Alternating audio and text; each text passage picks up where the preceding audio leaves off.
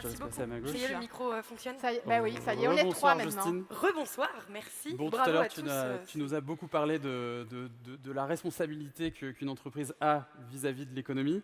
Là, tu remets le trophée du commerce et de l'artisanat. Respire, justement, c'est un peu la synthèse des deux, parce que tu as besoin d'artisans Bien pour sûr. produire la gamme de Respire. Est-ce que tu as des exemples de matières premières ou de savoir-faire auprès desquels tu as fait appel en France pour la gamme Respire? Évidemment, déjà tous nos produits, je le disais tout à l'heure, sont fabriqués en France dans des laboratoires français, mais il y a aussi ce sourcing des ingrédients auxquels je pense. Les ingrédients, on va les sourcer localement, et donc on va chercher des super artisans qui font de l'huile d'amande douce bio, de l'huile de pépins de raisin, de l'huile de noyaux d'abricot. Voilà, il y a tout type d'huile et même d'ingrédients qu'on peut aller chercher chez des artisans français. Et je pense aussi aux parfums. On travaille depuis le début avec les parfumeurs qui sont à Grasse, et je me suis passionnée de parfums depuis que j'ai lancé Respire. Et c'est vrai que c'est de l'artisanat qui est hyper spécialisé. Le parfum, je ne sais pas si vous connaissez, mais en tout cas, j'adore. Si vous avez l'occasion d'aller à Grasse, c'est pas en région Rhône-Alpes, mais quoique, Alpes-Côte d'Azur, mais pas ici. Pas très loin. C'est pas très loin non plus. Mais voilà, donc bien sûr, l'artisanat français, on en a besoin pour Respire. Eh bien, Justine, je te laisse ouvrir l'enveloppe pour nous dévoiler le trophée du commerce et de l'artisanat.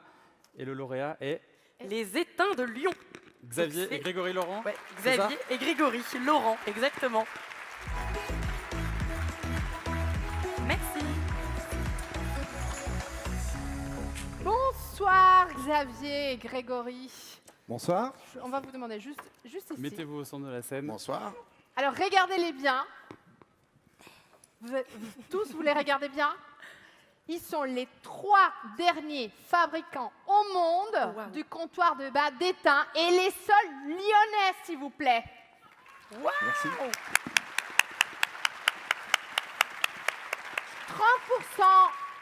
30% du chiffre d'affaires s'est fait au Grand des Sports.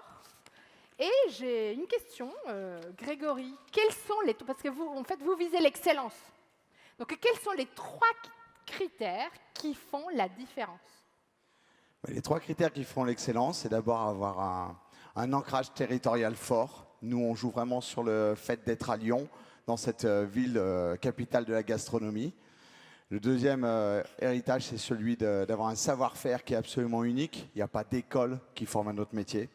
Donc, on est obligé de former pendant 1 an et demi nos salariés pour qu'ils arrivent à maîtriser les 7 savoir-faire qui permettent de fabriquer un comptoir de bar en étain.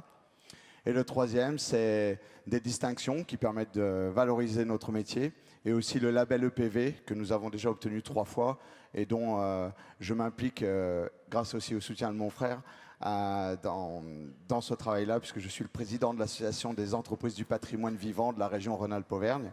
Et ce label porte haut et fort les couleurs du savoir-faire français. Mais on va laisser Justine, merci.